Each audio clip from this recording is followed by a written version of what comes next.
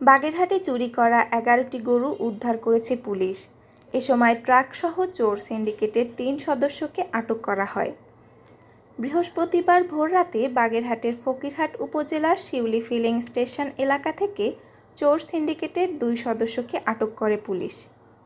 তাদের স্বীকারোক্তি মতে খুলনার তেরোখাদা এলাকা থেকে আরিফ মোল্লার বাড়ি থেকে বকনা বাছুরসহ ১১টি গরু উদ্ধার করা হয়। এ সময় চোরাই গরু ব্যবহৃত একটি ট্রাক উদ্ধার করে police. Bagerhat police super Hasan Mohammad Naser Rikabdar জানান, দক্ষিণাঞ্চলের সিন্ডিকেটের ৩ সদস্যকে আটক করা হয়েছে। সিন্ডিকেটের সদস্যরা বাগেরহাট জেলাসহ বিভিন্ন এলাকায় গরু চুরি করে নিয়ে বিক্রি করে আসছিল। সিন্ডিকেট সদস্যদের শনাক্ত ও আটকের জন্য পুলিশের অভিযান অব্যাহত রয়েছে। বলে জানান পুলিশ সুপার। গরু চুরি নিয়ে দীর্ঘদিন ধরে কাজ করছি। আমরা গোপনে এবং প্রকাশ্যে আমরা তথ্য সংগ্রহ করছি। আমরা দেখেছি যে এখানে বেশ কিছু সিন্ডিকেট কাজ করছে, আন্তজেলা সিন্ডিকেট, যারা সারা বাংলাদেশের বিভিন্ন জেলা থেকে গরু চুরি করে এবং সেই গরুগুলো বিভিন্ন জায়গায় বিক্রি করে, জবাই করে, বিভিন্ন হোটেলে রেস্টুরেন্টে মাংস বিক্রি করে। তো সেই সিন্ডিকেটগুলো নিয়ে আমরা কাজ করছিলাম। আমাদের ডিবিরাটি চক্ষুষ টিম সেই সিন্ডিকেট নিয়ে কাজ করছিল। এর মধ্যে একটি সিন্ডিকেট আমরা গতকাল রাতে একটা সিন্ডিকেটের ৩ জন সদস্যকে ধরতে আমরা সমর্থ হই।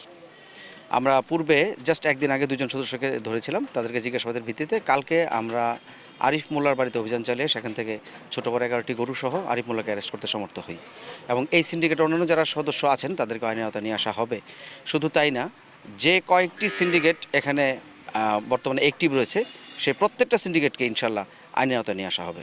কোনোভাবেই এই বাগেরহাটের গরু চুরি সহ অন্যান্য আইনশৃঙ্খলা পরিস্থিতি যেন খারাপের দিকে না যায়, সেটা কোনোভাবেই আমরা হতে দিব না।